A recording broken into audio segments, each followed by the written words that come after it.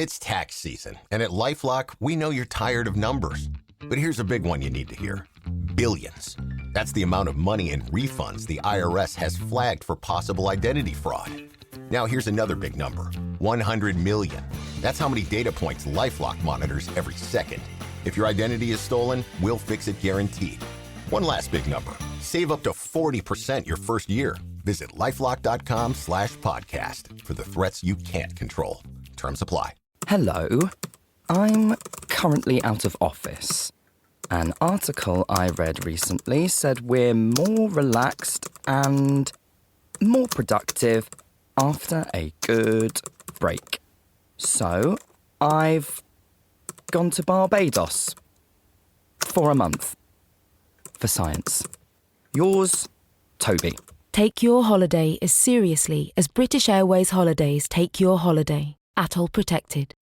For one night only, you could play the Traitors Live experience alongside former Traitors players and other famous faces at a special evening presented by Claudia Winkleman, raising money for comic relief. You could take on the likes of Rochelle Humes, Nish Kumar, Rosie Jones and Scott Mills, and legendary players including Linda, Mina and Diane. For your chance to enter and to see full T's and C's, go to comicrelief.com/traitors. This message was brought to you by Comic Relief in partnership with the lovely people at Acast. Are you a lifelong fan of General Hospital? Are you a new fan who wants to know more about the history of the show? Do you enjoy talking about the show with others? Do you find yourself yelling at the TV? Is your self-care an hour a day in Port Charles? If so, we invite you to join hosts Amanda Kimmel and Shannon Coach at the place where all the hidden conversations take place and secrets are revealed. Meet us at Pier 54, a General Hospital fan podcast. Hello. Hi. Welcome to the General Hospital recap for July 21st through 25th, 2025. We have a good bit of Port Charles pipelines. I think the first thing that we want to really talk about is, guys, we are actually winding down. So here, we'll do this a little bit further, like out of order. So this upcoming week for the 411 is Lucky and Liz part 34. And we are where we're still in the aftermath of Lucky finding out about Liz and Nicholas's affair. His sobriety is coming undone. We're still in 2010, but we know that Jonathan Jackson leaves. I think it's actually closer to the end of 2011. So we still kind of have like a whole year and a half there, but we're coming up on the end of our Lucky series. We think there might be another. It's probably just going to finish out the summer, guys. Let's just be honest. All that said, though, we have not done fan spotlights in a long time.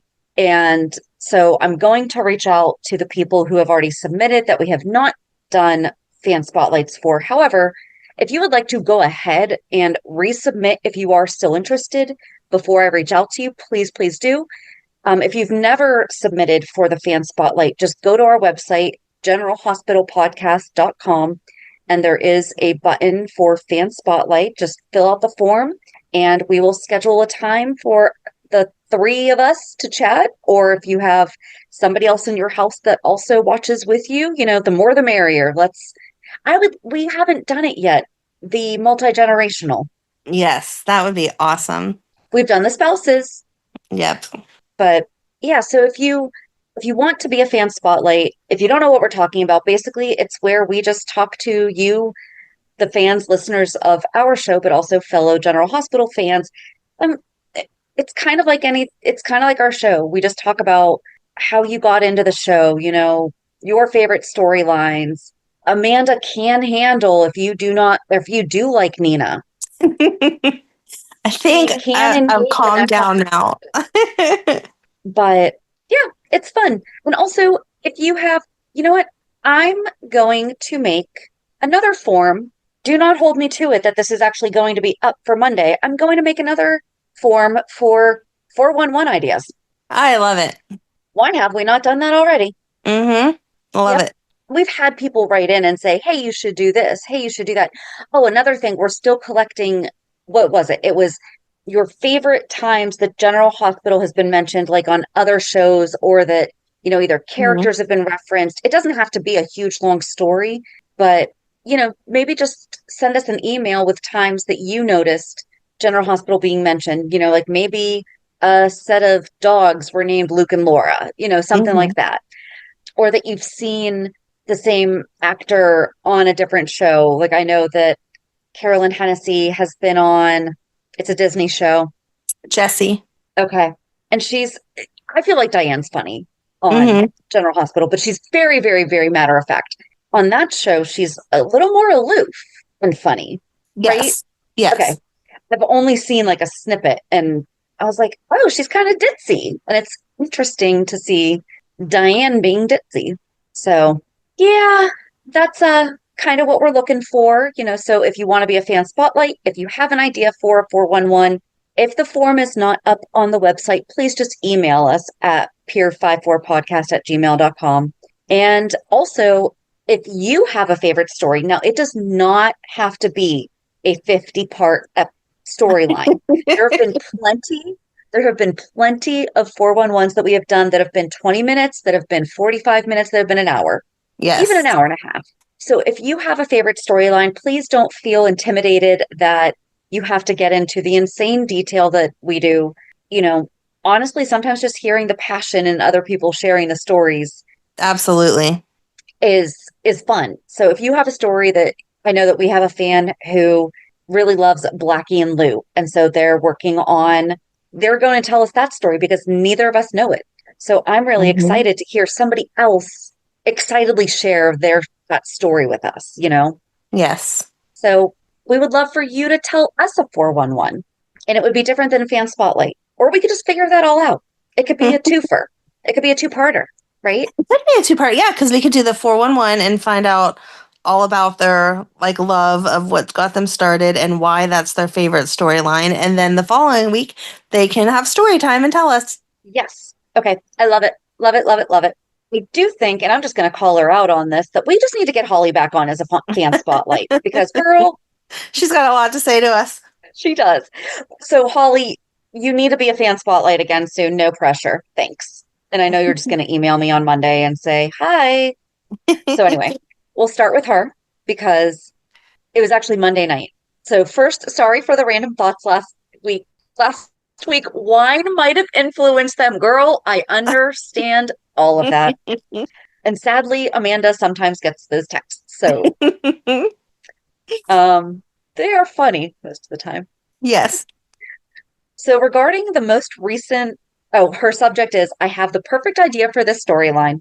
So regarding the most recent blackmailing of Portia, the drug plan, Curtis is smart. Lupin Michael follow through with the plan, involve an investigative journalist, Lulu, and a cop, Chase. Document every step of the way and have the real blood tests ready to go. Drew and Willow walk into court thinking they have real evidence against Michael vis-a-vis the opioid addiction. Portia walks up to the stand saying, no, I have been blackmailed by this man. Here are the records. Here is the audio. What he has is fake, and here are the real ones, and here's how I did it.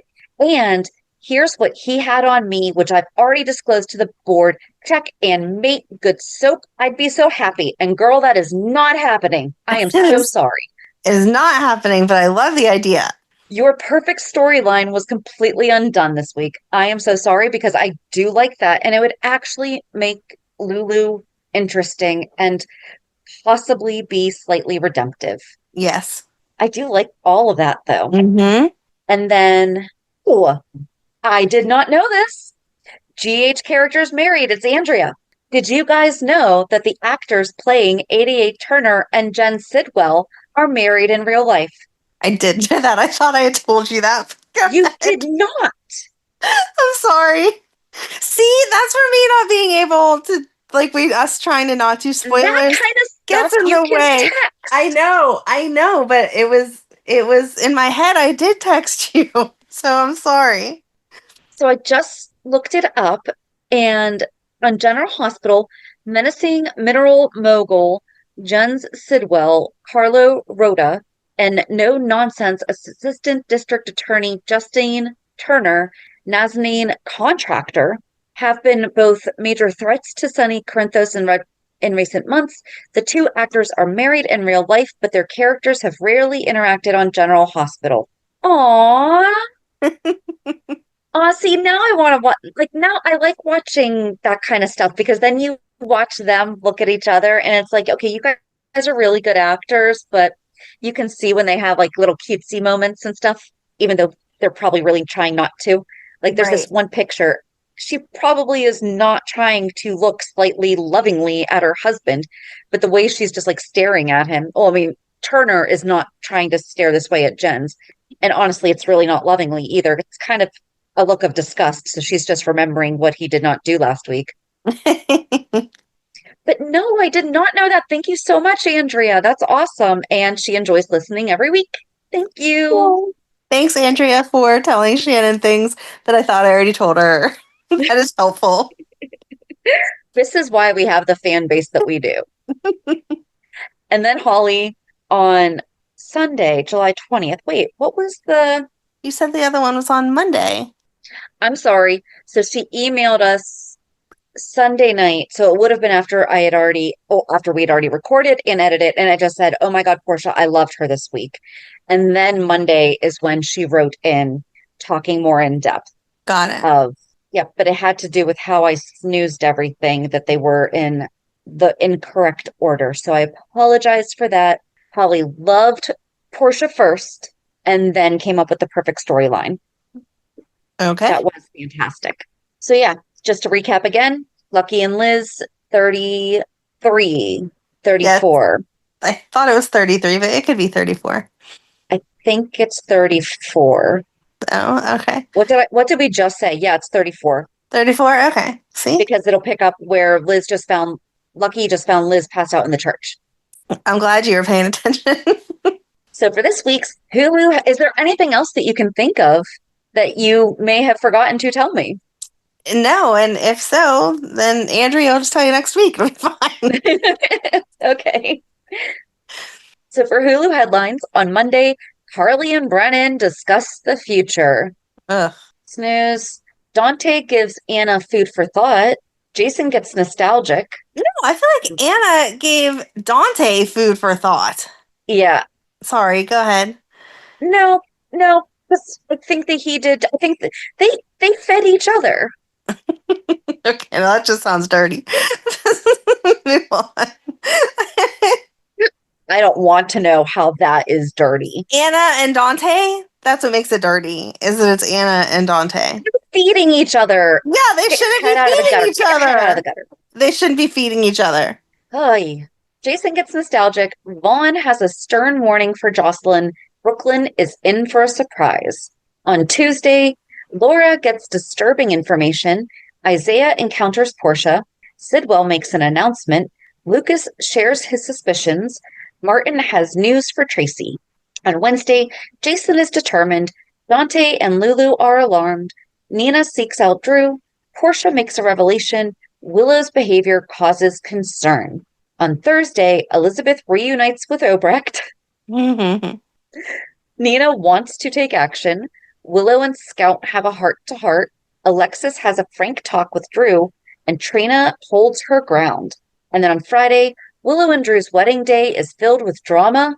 Carly and Lucas have it out. Michael confides in Kristina. Ava is rattled. And Lucy issues an invitation. Yep. All that happened. Where are you starting at? Well, let's just get into Dante and Anna, because Dante is kind of like, I don't understand why Joss would have been there. She's a civilian. Anna's like, put it together. She's WSB. And then she talks about how she was actually younger than Joss when she was recruited. Mm-hmm. And she thinks that Dalton is up to more than just animal testing. And then they kind of like swap their own stories, because he says this is the food that he gave her to think about.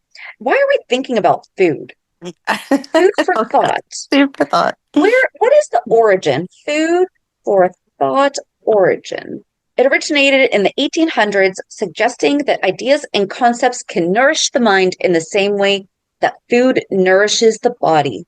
The idea of mental nourishment, however, has roots dating back much further. We're not going to go down that whole rabbit hole, but okay. I mean, that's what I thought. But they also say, I'll give you something to chew on. Right. Yep. Food's not just food, people. So, should I ask how much wine you've had today? 0. Oh man. All that time in the Zero. sun then. Possibly zero, but no.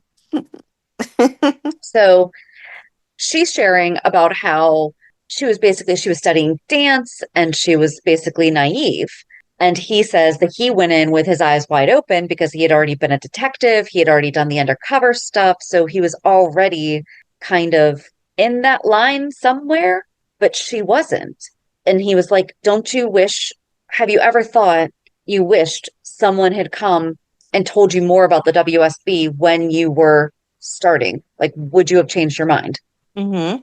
And she says, he basically plays it down like Joss is too young and naive to become an agent, and that's why it would never cross his mind. And she says to him, that's exactly what I'm saying. And he's like, oh, so I just underestimated my sister. Okay. I do love that he kept referring to her as his sister. There were people online that were like mad about that and kept questioning, how is that his sister? How is that his sister? And I'm like, come on, Because you guys. Carly and Sonny were married. Exactly. And she was so little when he came into their lives. I mean, Right. It's not like they met as adults and they were adults whose parents got married. She's his kid sister. Right. Same way that like Rocco. Yeah, exactly. So, oh, that's a shame. But they did put together, like, okay, so has Brennan been targeting Carly then? Like, does he have legitimate feelings for Carly? Should we tell Carly any of this? Not even just about Joss, but, Anna says that she doesn't need to know. I don't think Dante agrees with it. I can't decide which, because Anna already tried to have some kind of conversation with her. Right. So I feel like Carly needs to have a different kind of conversation with Joss about, so tell me more about Vaughn. Yes, exactly. Until someone has confirmed for sure that she's WSB, I don't think that we need to bring Carly into it.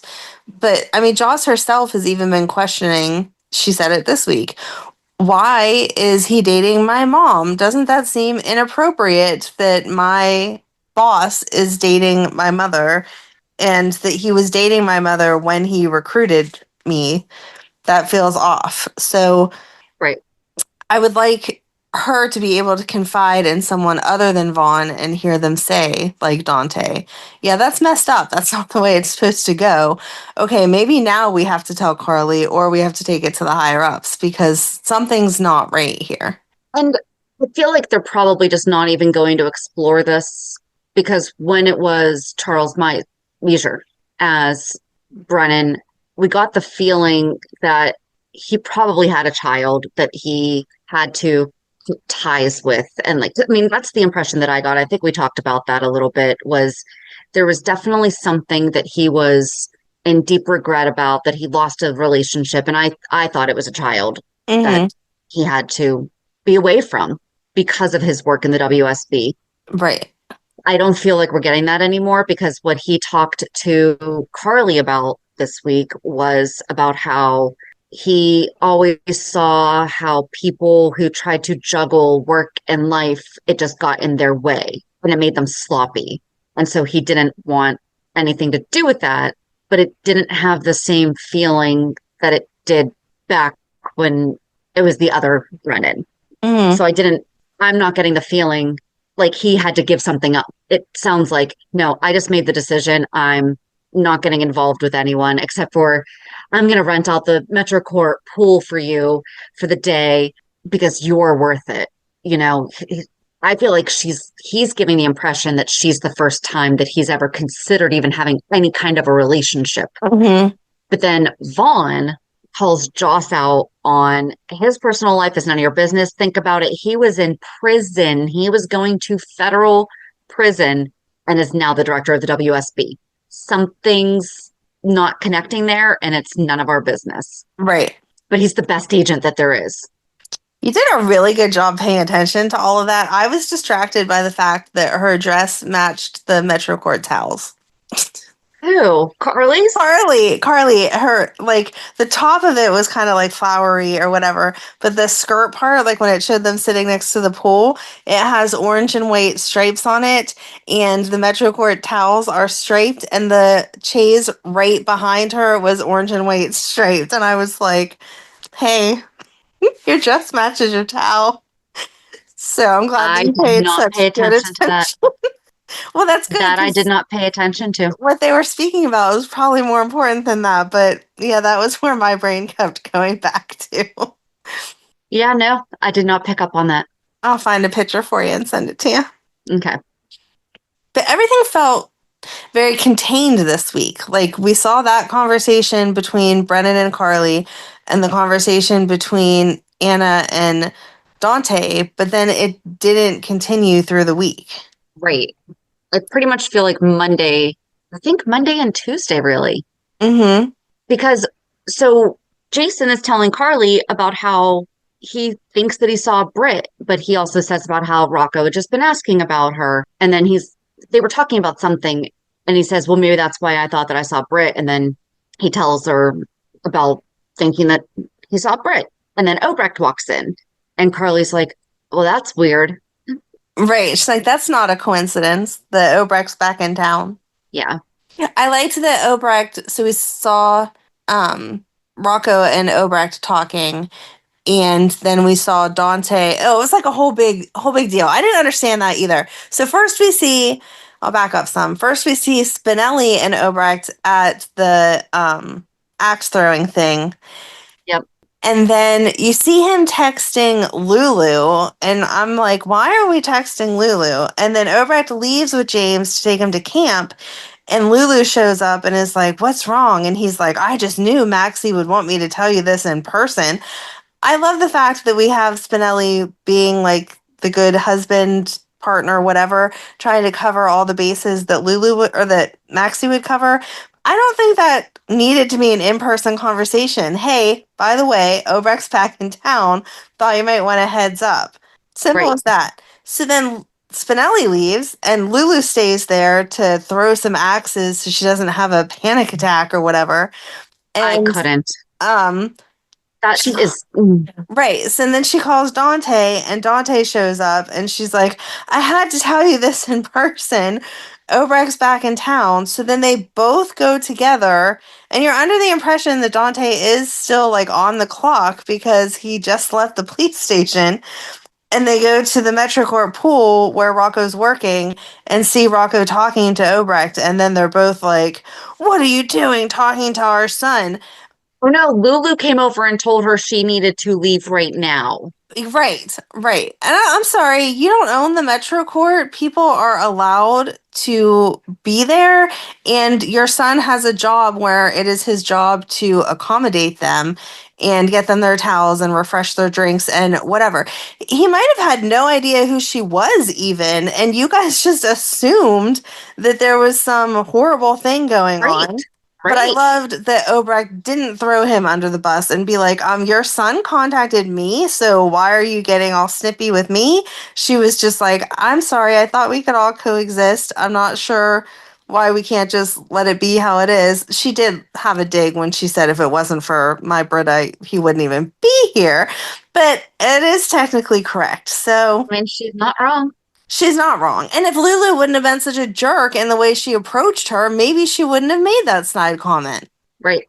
Lulu, still but not I also fine. like that Rocco said, I reached out to her. Yes, exactly. So it was more of a, I had questions. Mm-hmm. I get to ask them. Right. I know he's still a child, but he's not like a 10-year-old. Come on. Well, and listen, they don't have time to discuss this with him. Right. So he needs to find his answers because they just don't have time. Mm-hmm. They can't figure it out. They're too busy throwing axes. He's going to figure it out for himself. Yes. But Lulu was also stalking Rocco again. Mm-hmm. Yeah, he had just thrown her out of not thrown her out, but asked her to leave the Metro Court because he explained, this is my job. I don't need my mommy here. And like that, I don't get. Like we said, the first day, yeah, I probably would, if I could, show up at my kid's first day of work to just be like, oh, I'm so proud, look how cute this is, and snap a picture.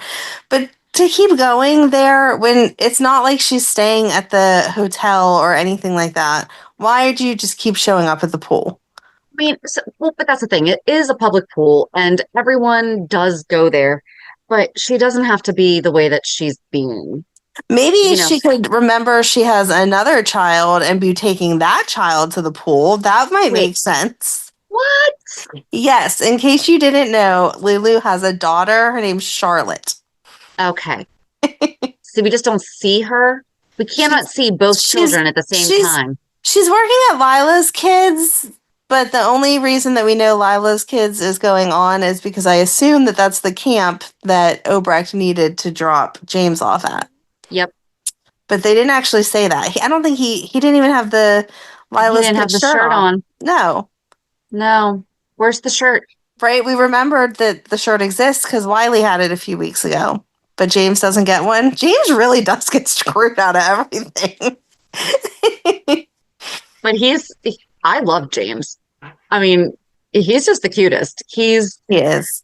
That little personality. Like you can tell that the real life kid is probably just such a character. Right. But probably like in the sweetest way. Mm-hmm. But it comes through on screen. Yeah. I loved when he was like, oh, here, I'll throw it now too. And Spinelli's just kind of getting scared and Right. Not sure this is a great idea to give the kid an axe. I'm just so glad that Obrecht's back. I know. I love her. We need the characters that have the little quips. Mm-hmm. Like them getting rid of Scotty and breaking up Scotty and Obrecht. That was so awful. I really think they were so good. Yes. But we need you promised me an open bar. You're in the church. That was great. Like, come on. Liesl has been to probably at least a few dozen weddings in her lifetime. Have you ever seen an open bar in the church? I mean, it would be understandable to get through Willow and Drew's wedding that you might need that. So she was just hoping for it, I guess. I felt like I needed a drink trying to watch it. So to actually be there attending it, I could understand why you might want something. Do we just want to go there? I guess so. No, I was happy. I was happy with how it ended, actually. Like when Friday ended, I was like, oh man, like you knew it was going to be a cliffhanger, but at the same time, I really wanted to see if she's going to go through with this or not. But just the leading up to it was driving me nuts. And then, first of all, what's up with Alexis's outfit? That was like almost white. You should not be wearing that to a wedding. Right. It was very, very, like the shirt was white and then the pants and the blazer were like a cream color pretty much. Don't wear that to my wedding. I'll throw you out. So, maybe she really just doesn't care considering she's not exactly. That's still bad etiquette. I know. And Alexis isn't that tacky.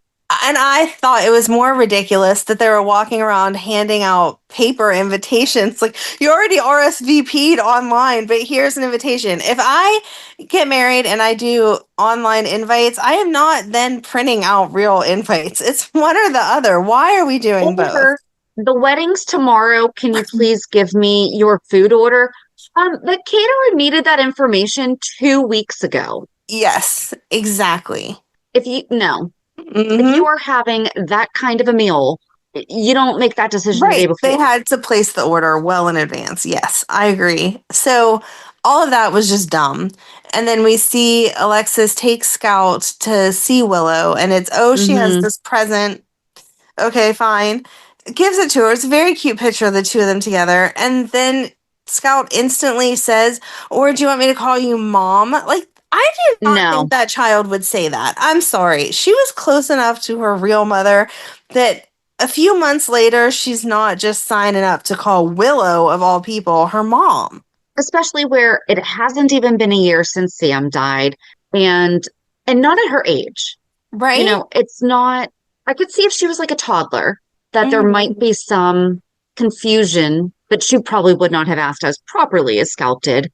But especially for that character, I really felt like that was not in character for her. No. But I did really, really, really like Willow's response. Yes. Willow is good with Scout. Yes. You know, she's like, I'm not going to take the place of your mom. You can call me whatever you want to. Maybe not stepmom because, you know, they have kind of a bad rep. But I really liked that she was very kind about saying, probably not the best idea. Mm-hmm. But if that's what you want to. Right. But I'm not going to ask you to. It's like my kids with JD. Mm-hmm. You know, they refer to him, but they call him by his name. Yes, that's telling how people about him. Yep, that's their dad. Yep, that's how my kid. It's more parents than dad, even. Oh, I guess they do call him though they will call him stepdad if they have to clarify. But usually, it's just my parents, and they're talking about Ryan and I. And then if they're addressing him, then it's absolutely just Ryan. But yeah, and I mean, I feel like if we saw Willow and Drew get married, 5 years from now, if Scout was calling her mom, okay, that makes sense. Her mom's gone. They've been living together. They have the younger kids. Okay, that all goes together. But just not even married yet. And Scout's just like, oh, yeah, let's totally forget about my mom. And I'll just call you mom. That's fine. Made no sense. And before the wedding, Alexis talked to Drew about, he said, and I'm going to make sure that she stays close with you when we move to DC.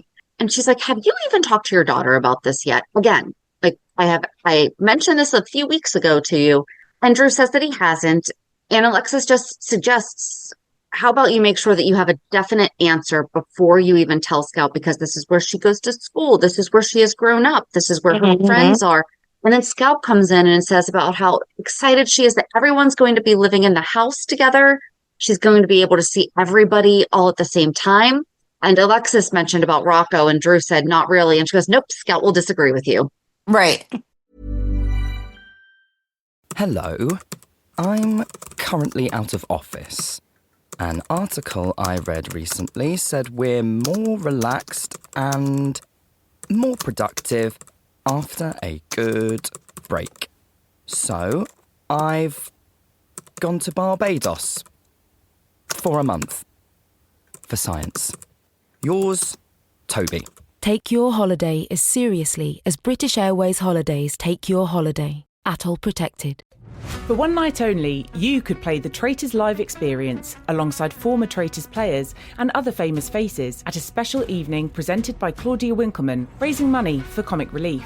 You could take on the likes of Rochelle Humes, Nish Kumar, Rosie Jones and Scott Mills, and legendary players including Linda, Mina and Diane. For your chance to enter and to see full T's and C's, go to comicrelief.com/traitors. This message was brought to you by Comic Relief in partnership with the lovely people at Acast. But yeah, it's okay. So back to Drew and Willow. Crap, where did we leave off? We talked about Scouts. All right, so guys, we just kind of forget what we were just talking about because my son came home from work and had a great story to share with us, and we kind of got off track. And we know that we were talking about Drew and Willow and Scout and stuff. So apologize if we're repeating ourselves right now or completely off track. But I think we were talking about. So my son works for a pizza shop, and he had a really interesting night. So let's just put it that way. But no, we had been talking about Scout and how it wasn't like her to just be like, "Oh, mom," all of a sudden. Yeah. And then Alexis telling Drew not to move, and right, that she's not a fan of it, but she also knows that she can't get in the way of it. Right. But then Scout said that she was looking forward to everyone living in the house. Mm-hmm. And Drew kind of made a look like, oh, shoot. Right. What if this doesn't work to get Willow's kids back? And we're going to be in a different house. The thing that Alexis said was, let her have Willow here as your wife and get used to her as your wife before you move her, which I think that's fair. But he's also probably looking at it. Okay, speaking of school, that's starting in a month. Mm-hmm. So we should do this now. That's true, but I don't know that he's a good enough dad to think about that. Probably not. Oh, and we saw Willow before all the wedding stuff go down. Portia, for once, like actually stood up to her. It was the invitations, is what we were talking about. But yes, they handed out the invitations, so they go. Who else did she give? Oh, first she gave the official invitation to Liz, who was like taking over for Maxie and planning everything. So why she needed an official invitation even more so doesn't make any sense. I would hope she was planning on showing up since she's filling in for Maxie. And then you see her go to Portia and is like, "Come to my bridesmaids." The day before? Oh, God, no. Like when I sent out all the other invitations. Right. If you had something coming up that it's the day before, though, and this person is the most prominent person other than the bride, pretty much, as far as keeping things running smoothly, I'm not still handing you an invite. You better be there. You said you were going to do this stuff. Yes. Okay, correct. So then she goes to Portia and is like, I know things with Curtis have been weird, but I just thought maybe you guys would want to come. It would mean everything to us to have you at our wedding. And Portia took that invitation and dropped it right in the trash in front of her.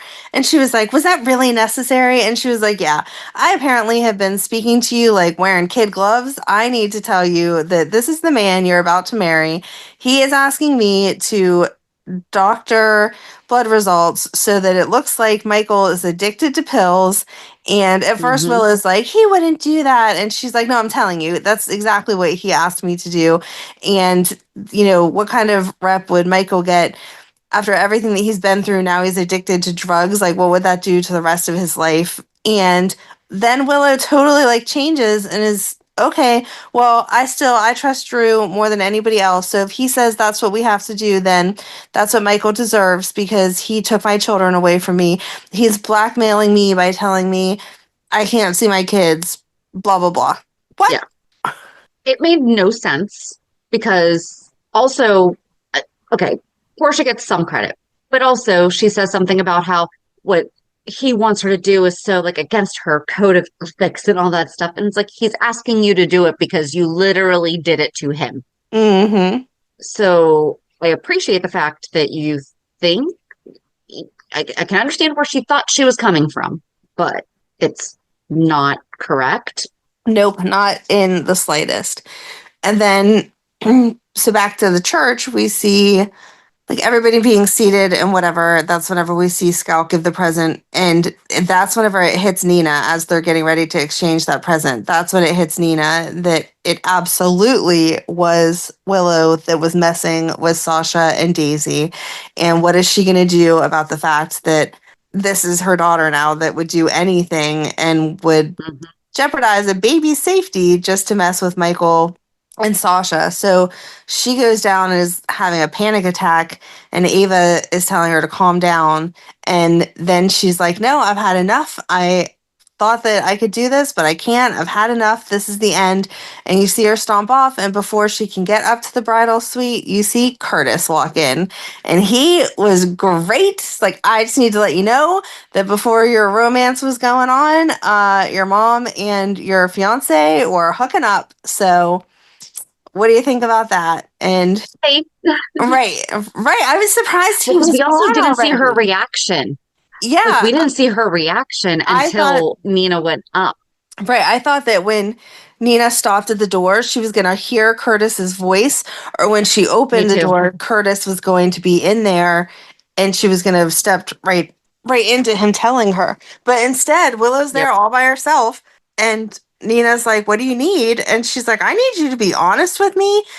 But just like everything else, I felt like instead of it being Willow, it was Lulu, because it was just a whole conversation on how everything that's gone wrong in Willow's life is now Nina's fault. Yep.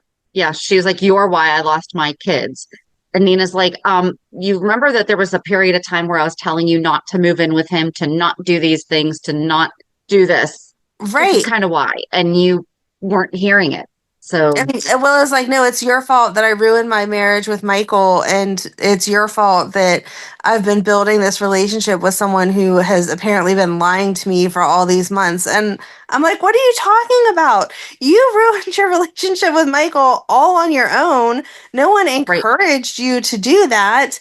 And for once, Nina is absolutely right. Every time that she tried to show something negative about Drew, it was like you were smushing Willow's hopes and dreams. You couldn't continue without apologizing and taking a step back, or she wouldn't talk to you. Right. And she says that Nell was lucky because she died before she even knew that Nina was her mother. Oh, and she went back to calling her mom, or went back to calling her Nina instead of mom. Yeah. Which I never understood why she called her mom to begin with, but that's a whole other thing. Right. It felt too easy, just like the whole conversation with Scout proposing it. Right. So then Nina leaves and she goes downstairs to tell Obrecht that she's going to leave the wedding. And then Obrecht's like, no, it's starting. And so sure enough, everyone's called into places and the doors open and there she is in her wedding dress. Well, because she had all the flashbacks. Oh, because that was the other thing. When we started the week where Nina was telling Drew, or was that the end of last week? That Nina was she was accusing Drew of being the one messing with the baby. I think that was like Monday or Tuesday. And he realized that it's Willow. And he got that look on his face. Like he got like the Grinch smile going on. And his heart did not grow 3 sizes that day. It did not. It shrunk. But we couldn't figure out what he was thinking because he looked happy about it. And I'm sorry, we've discussed this. You can do stuff to adults. You don't mess with babies. You don't mess with the kids. You know, we'll get into it later, but like how Sonny told Carly, I only took Marco because it looked like my family was vulnerable and people needed to see, nope, you mess with my family, I'm going to mess with yours. Right. And even then, I mean, I know Marco was roughed up, but he definitely didn't do everything he could have done to Marco. He was relatively kind to him. And everyone all week was like, oh, you're telling me I should be grateful that Marco didn't end up worse off or Marco didn't end up dead. It's like, no, I don't think you need to be grateful, but I think you have to realize that Sonny's not the bad guy you're trying to make him out to be, because he absolutely could have sent a message by doing something really bad to Marco, and he didn't. So. Right. But yeah, so do you think Willow's going to go through with it? I don't know. Like, I'm hoping no, just because I feel like her marrying him and playing this out for a while is really not going to be good for Scout. And it's not going to be good for Willow in the end either. And I obviously don't think, A, I don't think it's going to get her kids back. But B, even if it would get her kids back, you can't bring your kids into that environment now that you know he's a monster. So I hope she walks down the aisle and then flips out on him for ruining her life and leaves. And so many people have been trying to tell her about him that I don't think she'll have a good case for. Well, I didn't know. Nobody tried to warn me. Right. No, girl, everybody did. Absolutely. I don't know. But then Michael had to tell Wiley that Willow and Drew were getting married. And he's like, I don't want her to marry Uncle Drew. I want her to still be married to you. Yeah. Poor Michael. He's such a good dad. Wiley. Right. But yeah, right. I like that they're highlighting what a good dad Michael is, because then we see him later at the pool meeting Kristina, and he's calling home, checking on the kids. And it's like, if either one of them seem upset or distressed, I want you to immediately call me and I will come deal with it. You know, it's a rough day for everyone. Right. But when he was at the pool, Kristina asked him to go distract Cody so that she could distract Molly and try to put little drops in Molly's ear that Cody's not a good guy. I was so frustrated. And Molly was like my favorite character this week because she was there with her sunscreen with her 100 SPF sunscreen and still covered up. And Cody makes some smart comment about, I don't need sunscreen because I usually tan really well. And she instantly was like, yeah, even people who tan nicely can still get skin cancer. So how about you put on some sunscreen?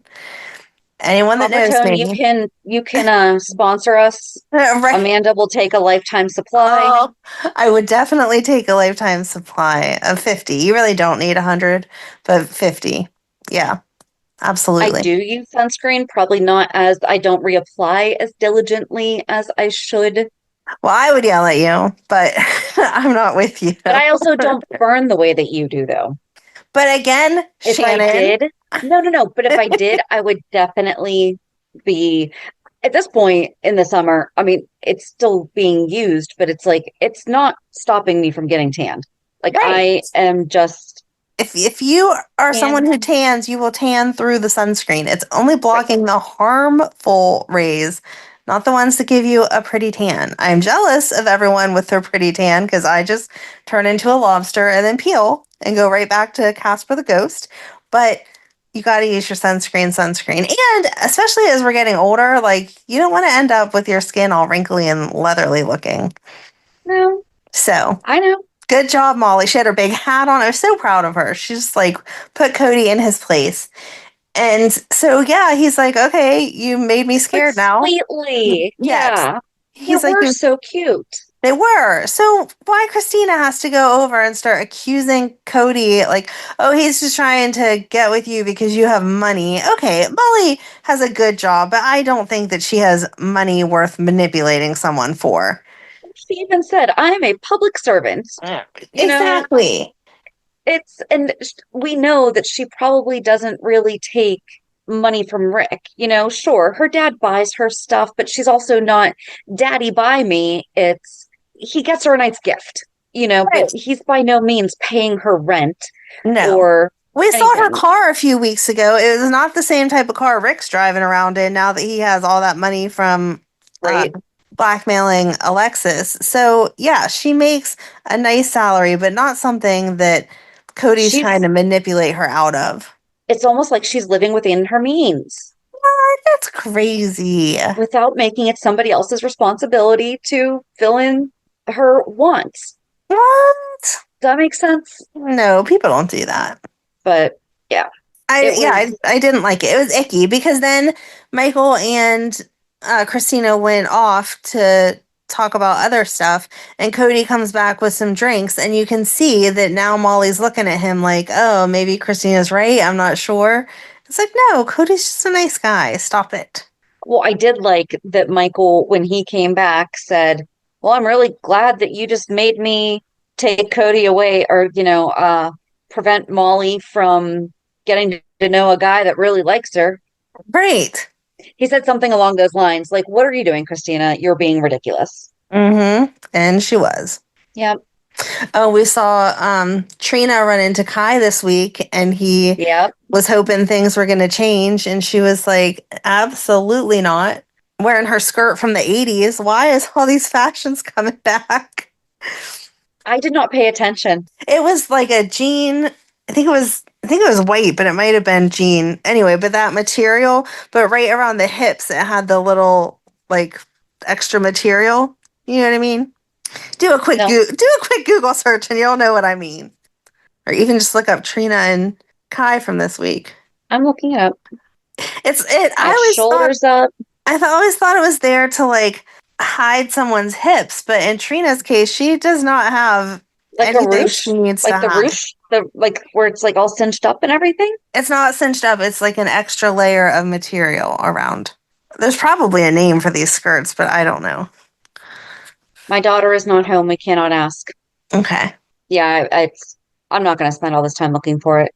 No, that's okay. I'll find another picture for you and send it. Okay. It's going to be picture time when we hang up. But I did like that Trina went to her parents. Well, they called her because Portia was turning in her letter of resignation. She spent the night at the hospital because it was her last night as an employee and probably her last night as a doctor. And Curtis was concerned, like, why didn't you come home? Which is weird after all the arguing they've been doing. I know. I was wondering if we missed something. Yeah, because he said, or did you not come home just because you didn't want to be with me? But he said it in a tone that was more like, oh, I'm going to be hurt and sad if that's the answer. And I'm like, would you really be hurt and sad? Because I feel like you're angry with her, so sleep wherever you want. I don't care. And he said that he's going to potentially risk his friendship for her because he's going to do whatever he can to help her. And it's kind of like, where did that come from? Right. I don't know. I don't know either. What else? Oh, and the thing that he did was the telling of Nina.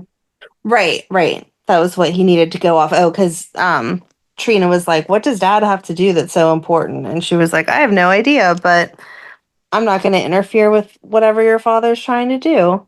I guess maybe like part of the transition would just be at the beginning of the week, Sonny tells Laura again to cut ties with him. And she's like, oh, has Lulu been talking your ear off? But then Right. Sidwell agreed to Sonny's terms. And then he went and told Jordan and Drew that he was not supporting Measure C anymore. And once so he said that he wasn't going to support Measure C anymore because that's what Sonny asked him to do so that he could release Marco. And then he said that once Marco came back, that Sonny would pay in ways that he can't even dream of. And then Drew was like, oh, by the way, did you burn Charlie's down? Right. And Sidwell mentions that it was Selena. And then Jordan was like, I guess that could be possible, but I don't think so. But then she No. went to Laura and told Laura about this whole Sidwell Sonny thing, about the fact that Sonny abducted Marco, and Laura's kind of a little upset about that, but not too much. Right. But Jordan told her, have you ever thought about the fact that Sonny's just as bad as Sidwell? You're just kind of used to him. But this is also what Laura did say this a while ago to, who did she say it to? Because she said something about Sonny is the bad that we know. Oh, right. Jordan said, I think Sonny's now the bad that we don't know. But they had talked about it before whenever she'd said it's better to have like an enemy that you know instead of a new one. Right.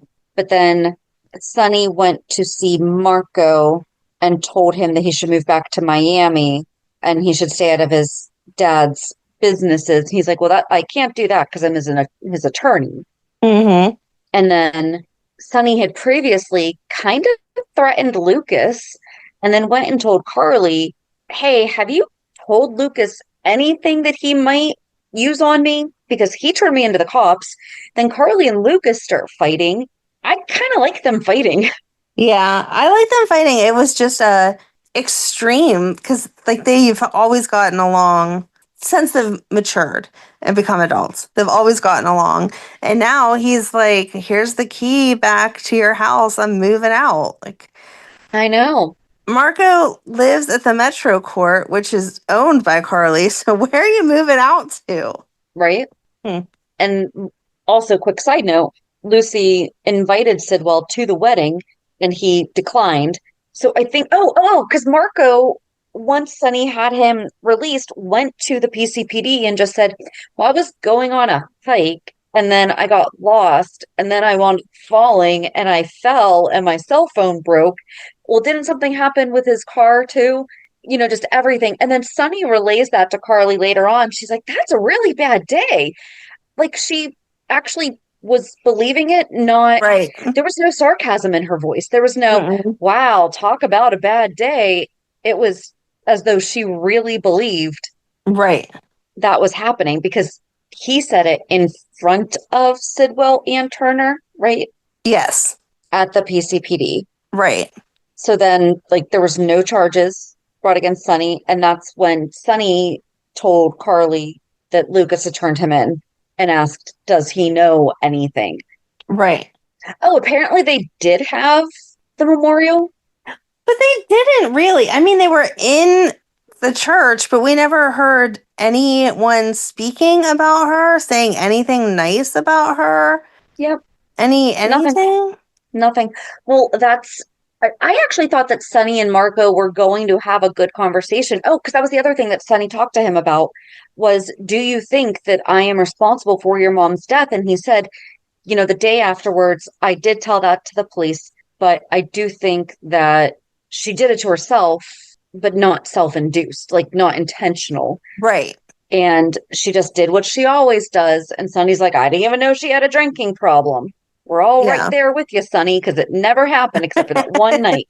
Well, no, I'm sorry. That last week. That last week we found out that she had a drinking problem. Mm-hmm. They could have done better with that too and just had it be where she was maybe having a little flask or something in her purse, or even just commenting, oh, I can't wait to have a drink tonight. Right, exactly. If she would have talked There was about it no more. lead up to it at all. I agree.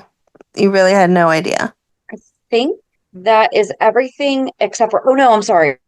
Drew gave Martin an invitation and he declined. But Drew's like, you're my attorney. And Martin said, fine, I'll go, but I'm going to bill you.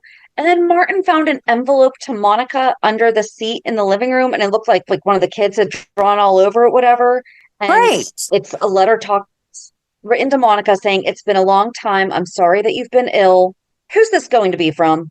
It would have to be from Willow, right?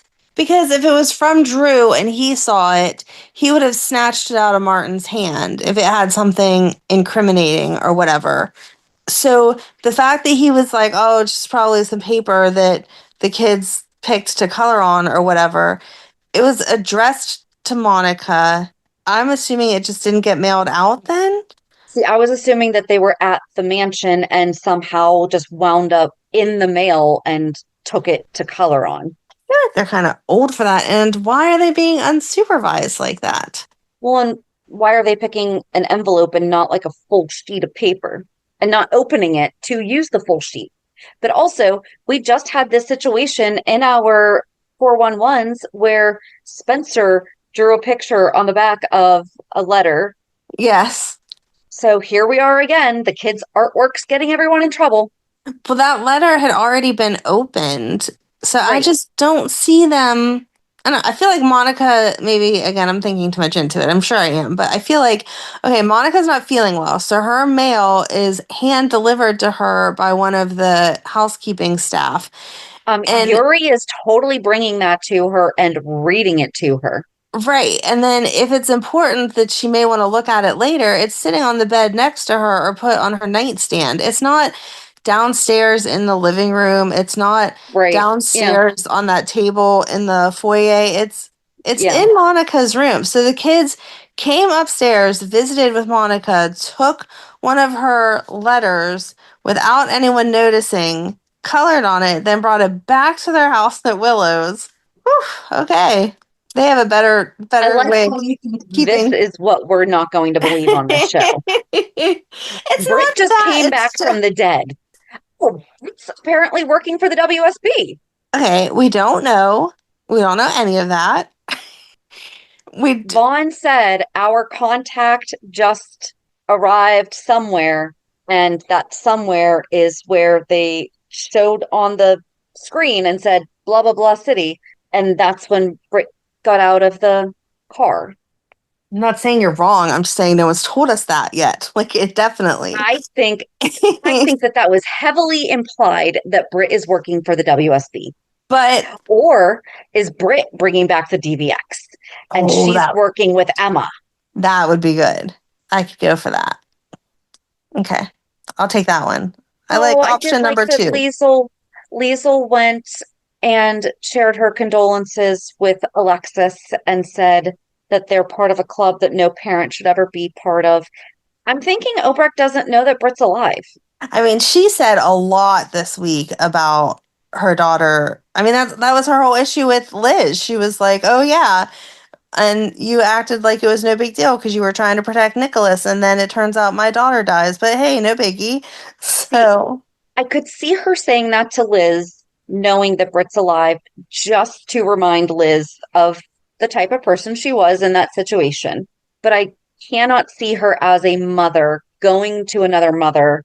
And I could see her offering condolences and saying, right, maybe but not going out of her way. But also not going on about how we have this in common, like bridging that gap. I could see her saying, I'm so sorry for your loss.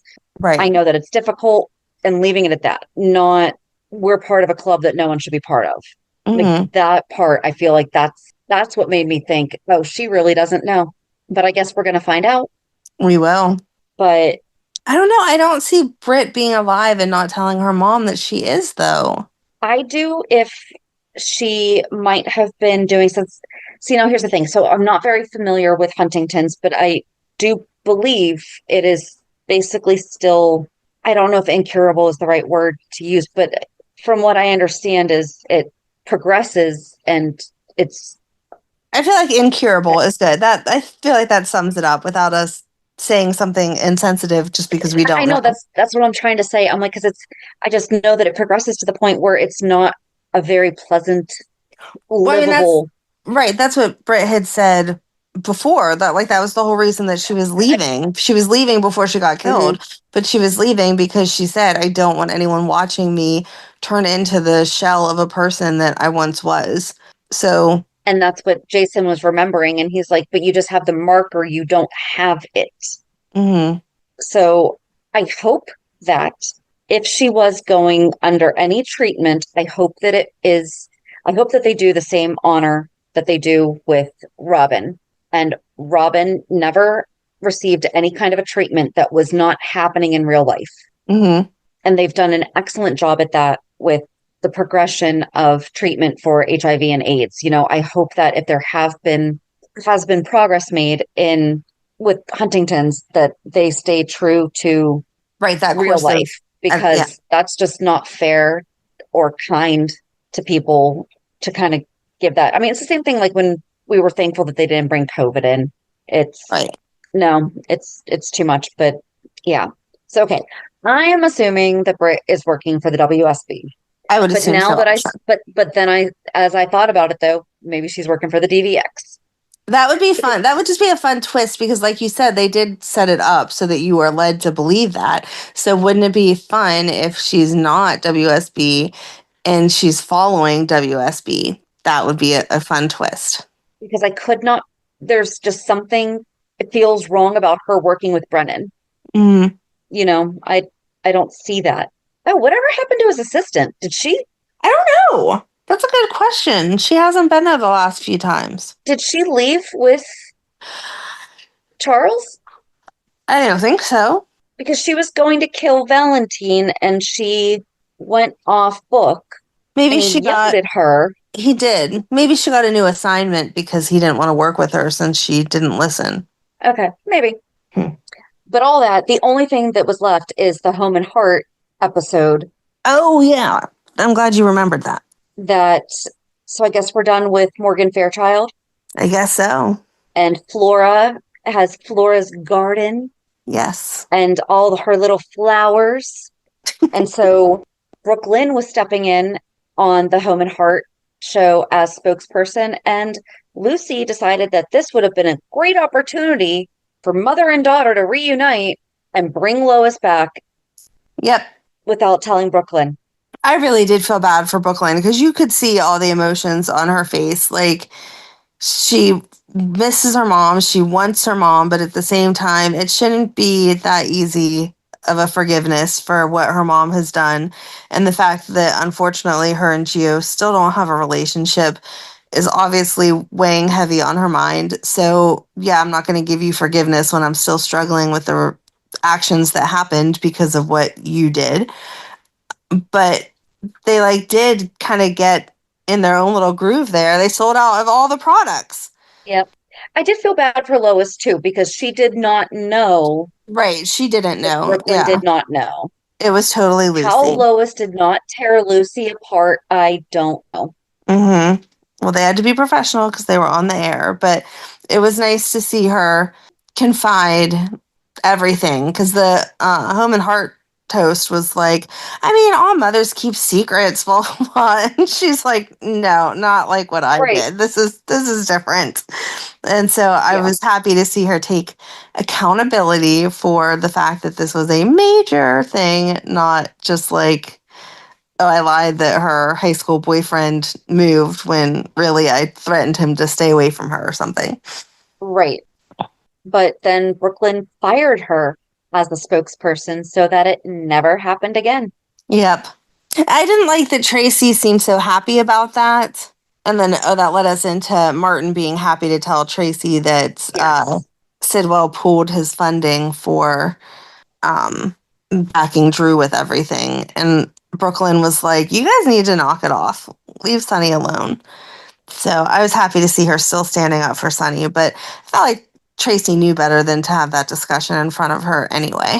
Well, and Brooklyn, I did like how Brooklyn said, you doing this you hurting Sonny is going to hurt Gio because Gio looks up to him. And Tracy's like, but I'm doing it to protect Gio.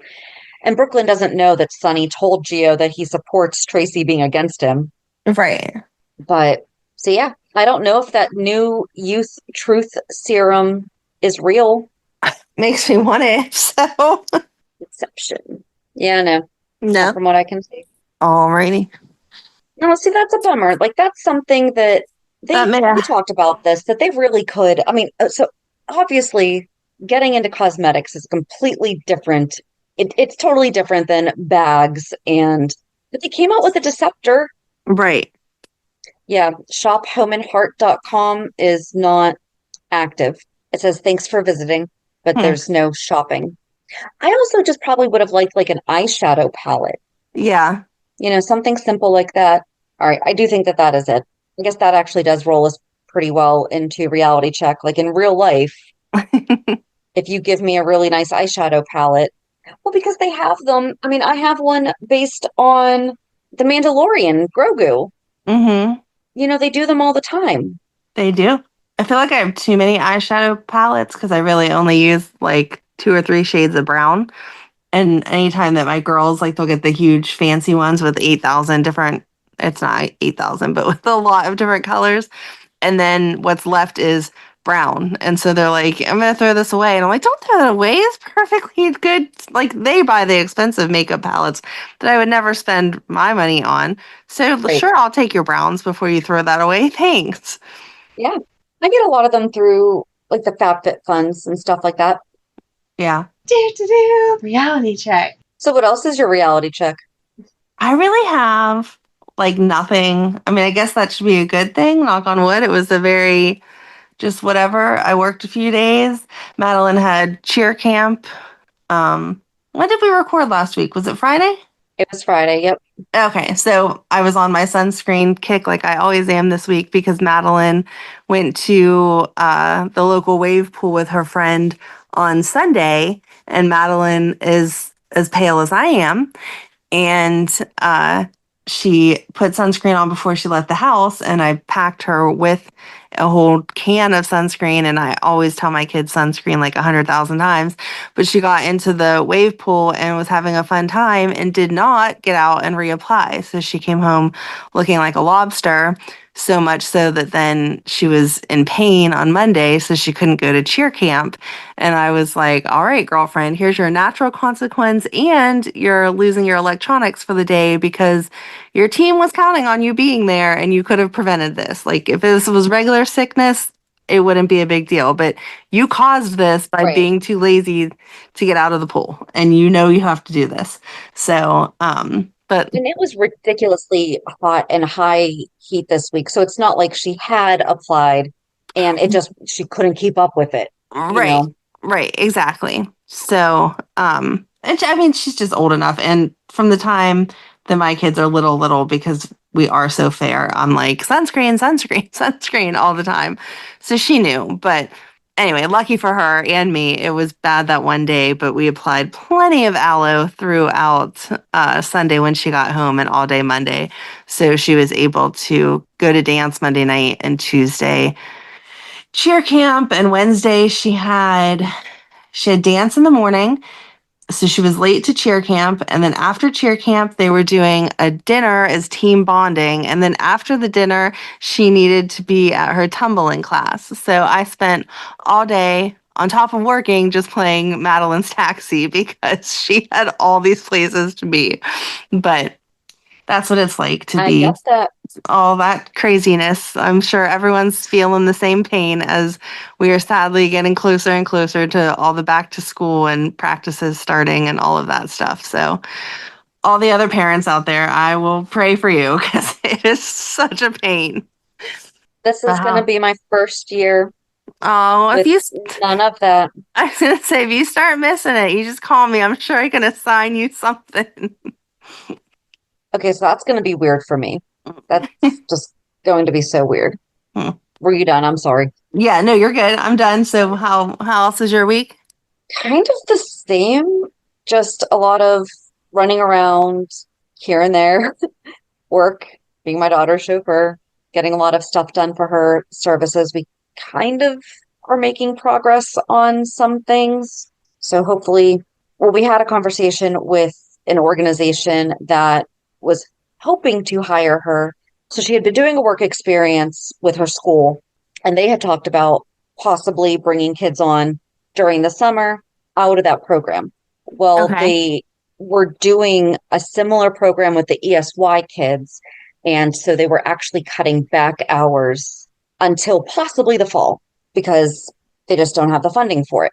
Mhm. So then another organization that we had been talking with, she had done like a couple little trials with, and we hadn't heard anything. And they finally reached out, and we had a good conversation with them earlier in the week that she's going to help them with, I think it's 6 like farmers markets or events between now and the end of the year. So Oh.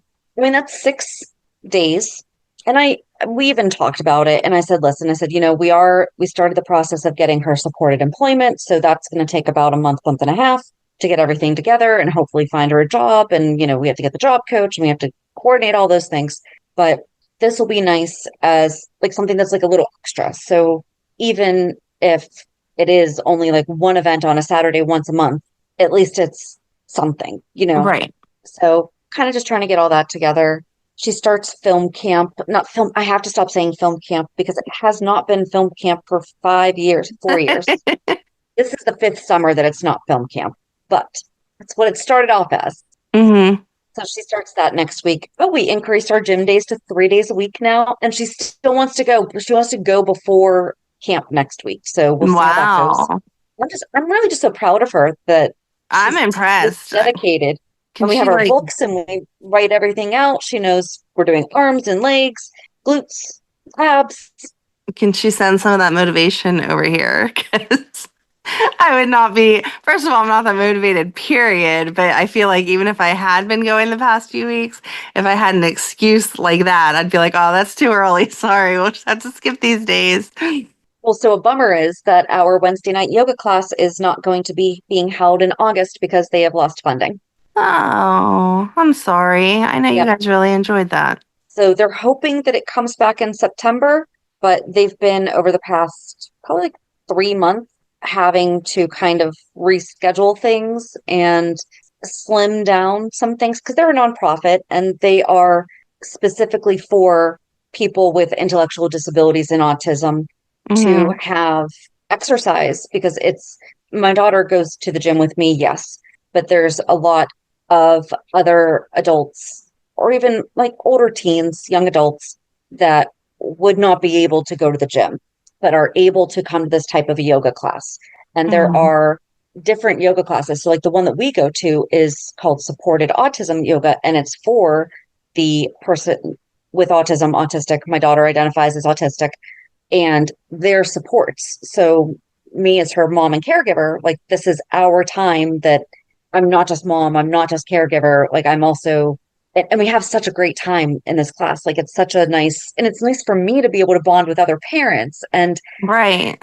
or other but there are some also, staff members that that they are the companion to the participant. And that means that the parents are getting an hour and a half of respite, Mhm. that they're able to go to the grocery store or something, or Right. take a nap or read or whatever it is that they need to do. But yeah, so in August, we're not going to have our class. So hopefully it Mhm. comes back in September. I really, really, really hope. But did you know that we have a museum of illusions? Yes. Okay. Well, she went to that on Thursday, and I did not know about that, but she was down there for her social group, and we had gotten Dairy Queen the night before. Well, everyone but me, because they royally messed mine up. So first they missed 2 of our blizzards and gave us one we did not order. So then I went back and stood and, just said, hey, we got this blizzard and we're actually missing 2. So this is missing from somebody else's order. Someone's going to Mhm. come back or call. Right. And the girl was so funny because when she took it, she goes, you guys are messing up all over the place. Well, I like the choco dipped strawberry, not the one with the cheesecake. They have the choco dipped strawberry all the time. Mhm. But right now they have the one with the cheesecake bits in it. And I said, no cheesecake bit, like not the one with the cheesecake. I saw it on the screen, no cheesecake. They didn't put the chocolate in it. Ah. And I love cheesecake. I did not like I don't like their cheesecake that they put in the blizzards. Yeah. So then I was like, well, so then they gave us, and I thought that it was a peanut butter cup blizzard that they had given us. I was like, you know what? I like peanut butter cup. I'll just eat the extra one because they were just going to throw it away. They're like, just take that. And then they made the other 2 right blizzards. So I was like, you know what? I'll just eat that one. I take a bite. It's Snickers. And I like Snickers, but not in a blizzard because the caramel kind of gets too crunchy for me. But I like Snickers ice cream bars. So anyway, I didn't get my ice cream. So I was thinking, you know what? While she's at her thing, I'm going to go get myself some ice cream because I want my ice cream.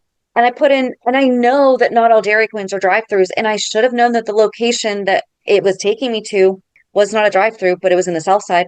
I know this. I know that it was not a drive-thru, but I still went there. And I was like, you know what? If I'm getting out of my car, it's going to be for something good. So I just went an extra 5 minutes down the road to the Cheesecake Factory and got myself, and I sat myself down at the bar and got myself a glass of Pinot Noir and the Godiva cheesecake and had the whole glass of wine and half the cheesecake. So good for you. You deserve it.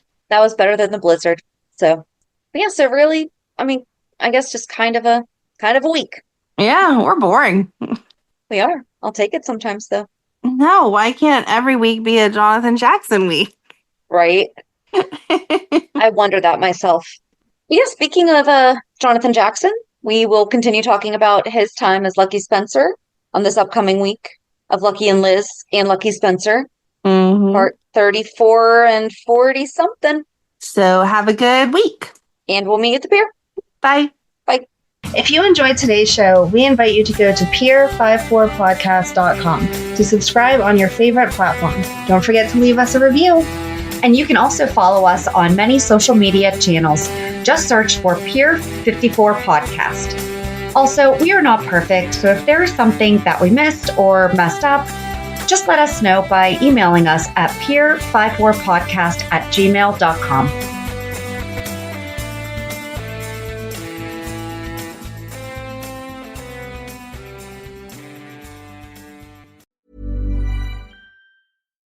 For one night only, you could play the Traitors Live experience alongside former Traitors players and other famous faces at a special evening presented by Claudia Winkleman, raising money for comic relief. You could take on the likes of Rochelle Humes, Nish Kumar, Rosie Jones and Scott Mills, and legendary players including Linda, Mina and Diane. For your chance to enter and to see full T's and C's, go to comicrelief.com/traitors. This message was brought to you by Comic Relief in partnership with the lovely people at Acast.